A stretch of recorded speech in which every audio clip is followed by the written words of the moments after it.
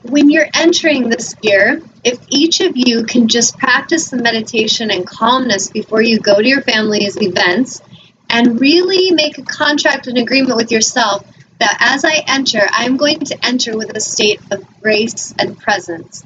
I'm going to enter and I'm going to look out with the eyes of how may I serve? How may I really listen to and honor those who connect with me? Instead of, who's going to be listening to me, and what if they do this to me, and what if they don't appreciate what I do, which will start the energy in that way. So if we're focused on that, we will create drama instantly. People will enter the house and they'll just feel like grandma's pissed already because she's expecting everyone to not be appreciative of her. So if we can all practice being very in our power, be present, peaceful, and focused on how may I serve, how may I show honor, this could be one of the best Thanksgivings you ever had. And I would say that every day is a day for Thanksgiving, not just one day of the year. If we all started to practice, what if we did a game where from now until next Sunday, every one of us posts 5 things we're grateful for on Facebook. We write in our journal at the end of the day 5 things we're grateful for. At the dinner table, my family and I play this game where sometimes they get irritated by it, but it's just, I know I'm helping them, and so I'll be like, hey guys, what's everybody grateful for today? Like, what are you grateful for? What did you appreciate today? And then my kids will kind of think about it, and sometimes they're silly and just say silly things, and sometimes it really opens up some deeper connections of what's going on inside of them. So we can do these things at home with our families, like practice the gratitude game, in your own journals, getting to know what you're grateful for. When you're focused on your gratitude, when you're focused on all the abundance and what you already have, you are a magnet pulling more in. So the people that seem to always be in lack and they're always suffering and they're always barely getting by and they're always complaining, notice, most of these people are complaining and they're always talking about their lack. And they're never focused on abundance. This is the magical ingredient to manifestation, and manifesting what you want is gratitude. So what Kathy's saying, absolutely powerful, but is it just for one day of the year? Because, the white people came over and took the land from the Native Americans. Sorry, I don't mean to mock Thanksgiving, but there's a lot about it that I think is kind of messed up. But the tradition of gratitude, we can have this every day. We can show honor to the earth, show honor to each other, show honor to our families, show honor to ourselves. Say no this week. How about this whole week? Someone asks you something and you don't want to do it. You have the courage to say no. How about you start to stop committing to things that you really don't want to do, and you start saying yes to the things you really want to do? Because this is a way we betray ourselves, and we don't live in, whereas like living in our truthfulness, we lie and betray ourselves because we do things for others out of guilt and obligation instead of out of heartfelt desire. So what if this week we focus on 5 things we're grateful for? I will do it on Facebook. I will do it in my journal. I'll motivate and get everyone in my yoga classes to participate if they want to. And what if we really set that intention to come from that space of gratitude and to start paying attention to our alignment and to start paying attention to our integrity and saying no and saying yes only when it's true. And some of you, I just had 2 clients in the last 2 days that came for auric clearings, and both of them were struggling with how they would just let people do things and they wouldn't say no because they were just kind of uncomfortably comfortable with the habit of just, okay, I guess that's going to happen, but they didn't really want it to happen and they just go along with it.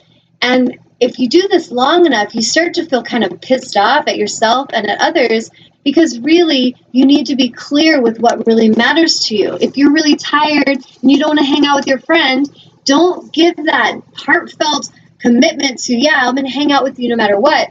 And then after work, you're tired and then you feel like you have to go and you're not even having fun with them or present because you're only there out of obligation. What if we started to shift this? This is what I told the clients I was talking to, is instead of saying yes to something, when someone asks you, hey, it's the holiday time, so this is a great time to practice. Someone's like, hey, Tanya, can you come to this party?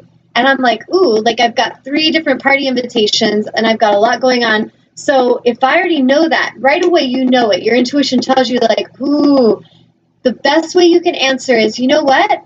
That sounds like a lot of fun, and let me just see how things flow. And if I'm able to come, I would be so happy to come.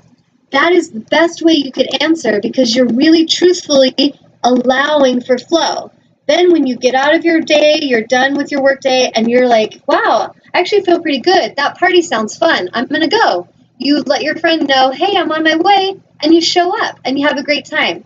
But instead of saying, yes, I'll go, had a long work week, and then you're dreading going, and you're just already pissed off that you even have to be there, you show up, you're grumpy, you're not really connecting, you're tired, and then your friend's kind of like, what a jerk, like, why'd they even come?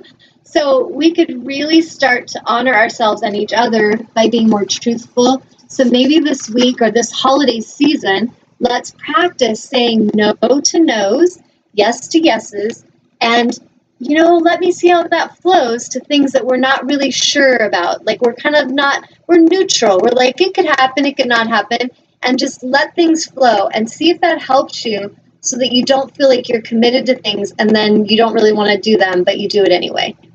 So, any feedback from Kathy on that? Yep, she's saying, I agree. We need to be grateful every day, not just one day a year. Absolutely. And same with Christmas. Like, Christmas is really more about marketing and consumerism, and it's just like all these holidays. If you noticed how it's like this I love Christmas time, but I noticed like holidays, it's like this excuse to go buy a bunch of sugar and put it into your family's bodies. I just seriously see that. Easter, go buy a shit ton of sugar, put it in your family's bodies, and then complain about how hyper your children are. Oh, it's Halloween. Go buy a shit ton of sugar, put it in your family's bodies, complain how hyper they are. Christmas, let's go buy a bunch of sugar. Do you guys see that? Is it just me? Valentine's Day, it's like any holiday. Mother's Day, buy chocolates, buy candy. And so what if we just start to create our own traditions? This could be something where us shapeshifters that kind of see the patterns and we like some of the tradition. Like, I love the holidays. I love family time. I love giving presents and like wrapping them and decorating my tree. It's so fun. But I like to do things that feel heartfelt to me and not just be caught up in what I'm told to do. And I don't watch the news or TV and all the marketing stuff, but I'll even get emails from, if I go buy something at the body shop, I get like freaking maybe 5 or 6 emails a day telling me about sales and I got to hurry and act now. And so we got to really watch how this world puts a lot of pressure on us to just act without thinking, and it's always from something we need to be enough. So what if this holiday season we were aware that we are enough? What would we do differently? What things would we buy or not buy? What would we participate in or not participate in? This could be really powerful for our society to shift things so that we don't go, we talk trash about all the people on Black Friday that are shopping and acting crazy and trying to kill each other over a toaster, but we could actually be aware and awake of why are people participating in that? And what if we just all realize there's plenty of freaking toasters to go around, and if we didn't participate in these games, they wouldn't play them. The only reason these things are presented to humanity is because humanity participates. So really look at your power in that. If you don't like some of the things happening, don't participate in them. You don't have to fight it. You don't have to hate it. Just don't participate. Don't go into ego. Clear it and choose a way that you'd like to recreate your holiday traditions in a way that feels more heartfelt. And you may have the most fun you've ever had because you're really coming from a place of love and gratitude and thanksgiving and the Christmas celebration of giving to others and honoring and helping. We can do this every day. Every single day we can give to others, and how may I serve others? And every day will feel magical. It doesn't have to just be one day of the year or 2 days. So any other feedback? No. Okay. I'm going to read something. I posted this on Facebook. It was a channeling I got from Archangel Ariel this week. And she came through very powerfully, and a lot of what is in this message, I've had so many clients come in this week that have really needed this message, and so I feel led to share it with all of you, and do with it as you will, but this is a message that came through from Archangel Ariel this week. And in her words, it says, "It is time to awaken, beautiful souls, time to shift and observe your creations. Many amongst you have been placed very close, many amongst you have been placed very close to you, very strategically, in order to hold you back from your soul's mission and evolutionary expansion. Some amongst you call themselves friend or family, yet as you awaken from the illusion, you will see and you will know truth. Each of you must pass through your vibrational alignment with your source. Some of you refuse to shift. You refuse to listen and heal. Some of you love the darkness and you love your suffering. Be mindful if you are sharing sacred space with these beings that assist with suffering and pain. You have the power to recreate your own worlds, yet you each must choose it. For those of you," my cat is just crying to come in the room. One sec, I'm just going to open the door. Come here. Come on. Okay, Tiger is just being vocal. For those of you that are ready to awaken, ready to heal, and realign with love as your guidance, the time is now. Have the courage to step forward now and release yourself from the bondage of procrastination and fear. Release yourselves from the enslavement of the ego. Many are awakening at this time, and many more warriors of light will join you. You must tune in every moment with greater awareness and presence, greater discernment, guiding every moment. There are many that are choosing enslavement because of roles and attachments that you feel hold power. Awaken from this illusion. You and your alignment with Source are mighty and powerful. These tools you attach yourselves to are the very anchors that, if not released, will drown you energetically and continue your journey of enslavement. Pay attention to what everyone is truly telling you. Ask questions. Ask to be shown the intention, and pay attention to the vibration you feel and know in the now. Your freedom and liberation are in your own hands, and every choice you are now making is very important. Release your attachment of how you wish things were, and pay attention to what is before you now.